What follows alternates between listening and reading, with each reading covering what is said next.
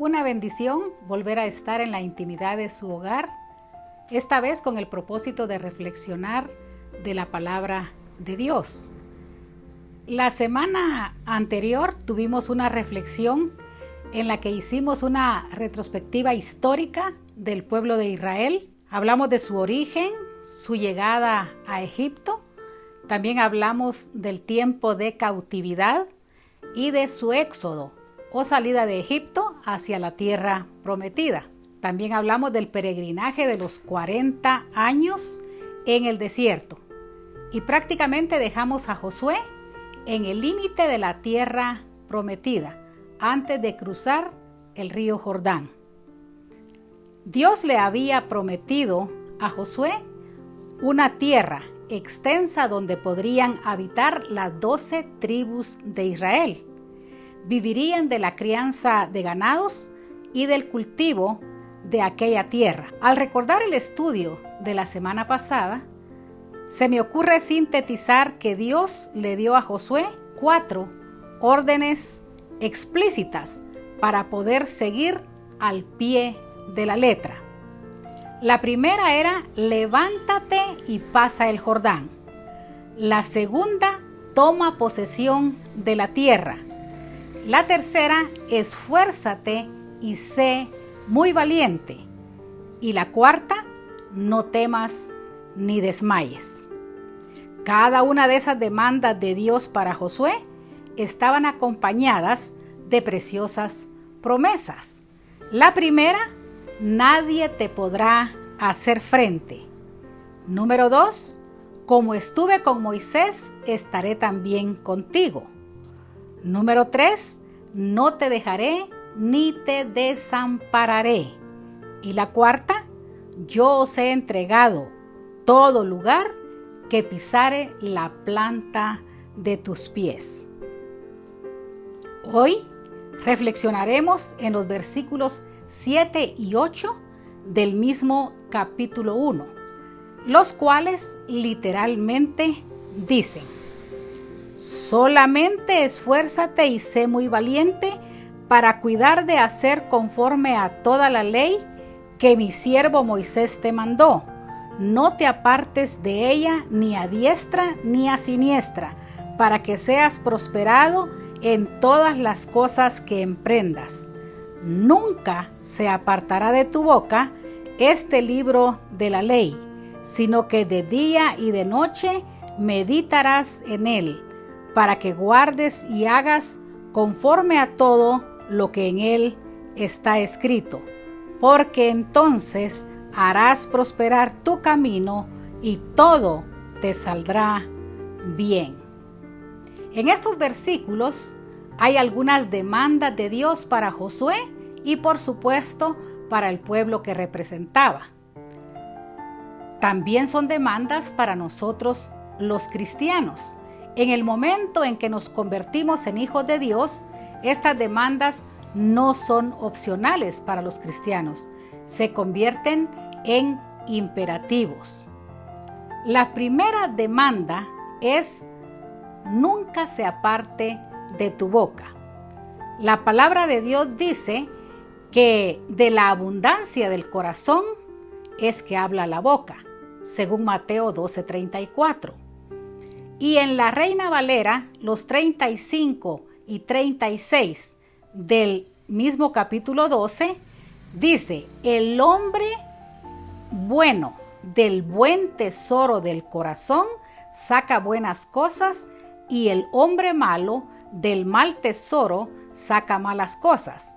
Mas yo os digo que de toda palabra ociosa que hablen los hombres, de ella darán cuenta en el día del juicio. Queremos también ampliar este punto diciendo que el salmista que escribió el Salmo 19 en el versículo 14 dice: sean gratos los dichos de tu boca y la meditación de mi corazón delante de ti, oh Jehová, roca mía y redentor mío. Si nos damos cuenta, la recomendación mayor en estos versículos es que seamos cuidadosos de cómo hablamos, pero nuevamente diremos que vamos a hablar de acuerdo a lo que esté anidado en nuestro corazón. El tener un conocimiento pleno de la palabra de Dios nos dará mayor fluidez para que en nuestro hablar todo sea correcto y todo sea para honrar y glorificar el nombre del Señor. Si tenemos suficiente conocimiento de la palabra de Dios, será muy fácil hablar de ella y aún andar conforme a ella. Primera Pedro 4:11 dice: si alguno habla, hable conforme a las palabras de Dios. Si alguno ministra, ministre conforme al poder que Dios da, para que en todo sea Dios glorificado por Jesucristo, a quien pertenece la gloria y el imperio por los siglos de los siglos. Amén. Colosenses 3:16 acota a esta misma idea de pensamiento: que la palabra de Cristo more en abundancia en vosotros, enseñándoos y exhortándoos unos a otros en toda sabiduría, cantando con gracia en vuestros corazones al Señor con salmos e himnos y cánticos espirituales. La recomendación mayor es que seamos cuidadosos cuando hablamos, porque daremos testimonio de quiénes somos a la hora de hacerlo. La segunda demanda es: de día y de noche meditarás en él. A Dios le importa, y le importa mucho, lo que pensamos, qué hay en nuestra cabeza, qué hay en nuestros pensamientos, si estos son dignos del Señor o son pensamientos negativos, pensamientos malos, pensamientos que ofenden al Señor. Filipenses 4:8 dice: por lo demás, hermanos, todo lo que es verdadero, todo lo honesto, todo lo justo, todo lo puro, todo lo amable, todo lo que es de buen nombre, si hay virtud alguna, si algo digno de alabanza, en esto pensad. Se da cuenta entonces que nuestros pensamientos deben ser correctos, deben ser puros, deben ser limpios delante del Señor, porque también de la forma en que pensamos, así haremos. Primera Corintios 4:6 dice: pero esto, hermanos, lo he presentado como ejemplo en mí y en Apolos, por amor de vosotros, para que en nosotros aprendáis no a pensar más de lo que está escrito, no sea que por causa de uno os envanezcáis unos contra otros. Debemos hacer entonces más que simplemente leer la palabra de Dios. Debemos meditar en ella diligentemente, de tal manera que ésta venga a repercutir en nuestro actuar diario. El Salmo 1:2 dice: sino que en la ley de Jehová está su delicia, y en su ley medita de día y de noche. El Salmo 119:11 agrega: en mi corazón he guardado tus dichos, para no pecar contra ti. La tercera demanda dice: para que guardes y hagas conforme a todo lo que en él está escrito. La razón de toda palabra inspirada de Dios es la práctica. Sin la práctica bíblica en nuestras vidas, no habría razón de ser de que la palabra haya sido inspirada. La lectura y la meditación en la palabra de Dios cambiará nuestro proceder. Dios quiere que la pongamos en práctica para que nuestras acciones cambien. Dios puede transformar en nosotros todo aquello que por nuestra propia cuenta no podemos, a la luz de la palabra. 1 Juan 5:3 dice: pues este es el amor a Dios, que guardemos sus mandamientos, y sus mandamientos no son gravosos. Por aquello de que algunas personas digan que es difícil obedecer los mandamientos de nuestro Dios. El mismo Jesucristo dijo que su yugo era fácil y ligera era su carga. Leyendo la Biblia y meditando en ella, nuestra vida sería transformada. Todo aquello que no agrada al Señor sería quitado de nosotros. Por eso 2 Corintios 5:17 dice: de modo que si alguno está en Cristo, nueva criatura es. Las cosas viejas pasaron, he aquí todas son hechas nuevas. Nuestra vida en Cristo tiene que notarse a los ojos de los demás. Todas las cosas que antes hacíamos por costumbre, por rutina o aún por diversión, deben ser medidas a la luz de la palabra, y si éstas no están en armonía con la palabra de Dios, no habría razón para continuar haciéndolas. No podemos escoger lo que queremos, obedecer unas cosas y desobedecer otras. Debemos obedecer toda la voluntad de Dios. Eso es en realidad vivir la vida cristiana. Mateo 7:21 al 23 dicen: no todo el que me dice Señor, Señor, entrará en el reino de los cielos, sino el que hace la voluntad de mi Padre que está en los cielos. Muchos me dirán en aquel día: Señor, Señor, ¿no profetizamos en tu nombre, y en tu nombre echamos fuera demonios, y en tu nombre hicimos muchos milagros? Y entonces les declararé: nunca os conocí, apartados de mí, hacedores de maldad. Estas palabras son categóricas. Deberían de hablar a nuestra vida, por aquello de que hemos aprendido a justificar nuestros actos, a decir que tenemos una excusa razonable para todo lo que hacemos, aun cuando lo que hacemos sea malo. Colosenses 3:17 y 23 dicen: y todo lo que hacéis, sea de palabra o de hecho, hacedlo todo en el nombre del Señor Jesús, dando gracias a Dios Padre por medio de Él. Y todo en este versículo incluye todo. No hay excepciones para aquellos que podemos y queremos agradar a Dios. No podemos decir lo voy a agradar en esto y no importa si lo desagrado en esta otra cosa. Finalmente, hablaré de las promesas que hay en estos dos versículos. Porque entonces harás prosperar tu camino y todo te saldrá bien. Cuando hacemos la voluntad de Dios, Él nos prospera.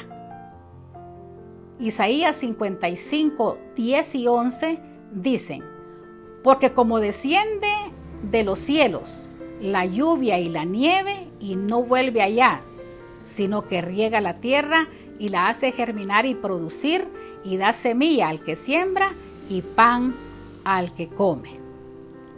Hay bendición en la obediencia a la palabra de Dios. Dios dijo que era mejor la obediencia que los sacrificios. Y yo creo que muchos de nosotros quizá estemos dispuestos a demostrarle a Dios con sacrificios que lo amamos. Pero Él reitera que Él prefiere la obediencia que el que nosotros sacrifiquemos nuestras fuerzas físicas, que sacrifiquemos nuestro bolsillo, que sacrifiquemos tiempo que a veces no disponemos, nuestra vida, nuestra salud. Dios no quiere sacrificios de nosotros, quiere sencillamente que le obedezcamos. El Salmo 1:3 dice: será como árbol plantado junto a corrientes de aguas, que da su fruto en su tiempo y su hoja no cae, y todo lo que hace prosperará. ¿Queremos nosotros ser prósperos? ¿Queremos nosotros ser bendecidos, que es otra forma de llamar a la prosperidad? ¿Queremos nosotros estar bien física, emocional y espiritualmente? Lo único que tenemos que hacer es guardar su palabra. 1 Timoteo 4:8 y 15 dice: porque el ejercicio corporal para poco es provechoso, pero la piedad para todo aprovecha, pues tiene promesa de esta vida presente y de la venidera.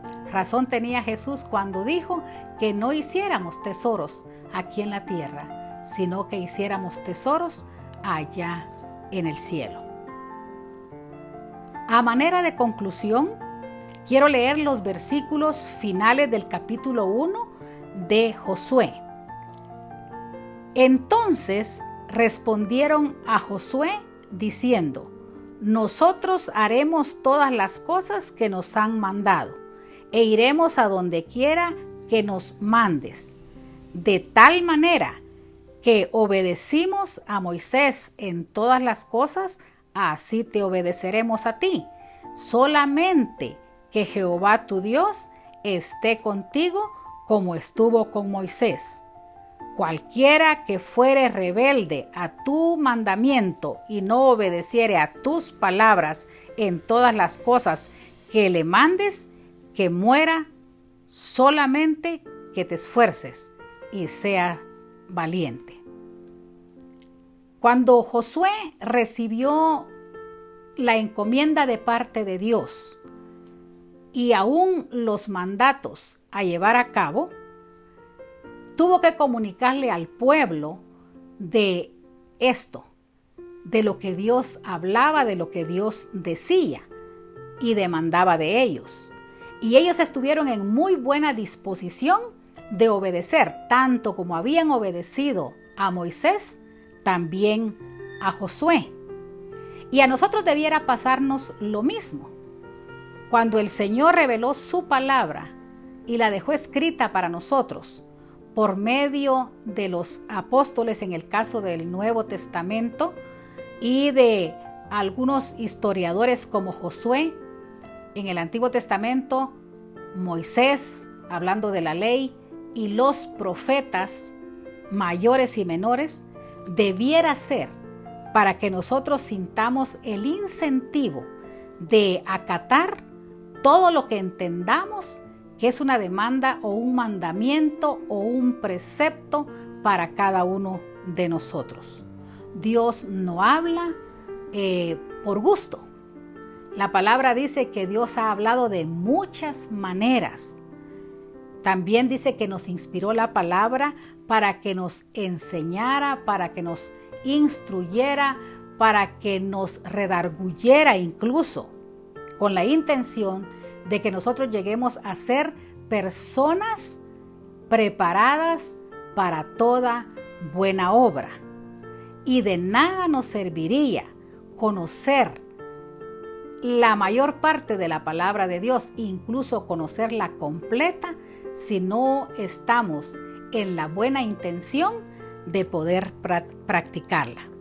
El estudio de la palabra de Dios es de suma importancia en nuestro vivir diario, pero si no la practicamos, si no hacemos de nuestra vida diaria una práctica de la palabra de Dios, de nada nos serviría. Podría decirse que incluso nos engañamos a nosotros mismos. Tampoco podemos hacer solo una parte de las demandas de Dios y otra parte no. Y no sé si usted entendió lo que Dios le dijo a Josué, pero le dijo que la prosperidad personal y del pueblo de Israel estarían en el cumplimiento cabal de la palabra de Dios. No busquemos prosperidad material ni espiritual en los lugares equivocados. La fuente de la prosperidad, y podría decir la fuente de toda prosperidad, está en que obedezcamos la palabra de Dios. Para eso es que tenemos que esforzarnos y ser muy valientes. Ya no tenemos que conquistar la tierra prometida. Por gracia a nosotros nos está determinado un cielo nuevo y una tierra nueva. Pero hoy por hoy debemos ser prácticos en la palabra de Dios. Eso es lo que agrada al Señor. Le animo a poner en práctica todo lo que conoce de la Biblia. Que Dios le bendiga.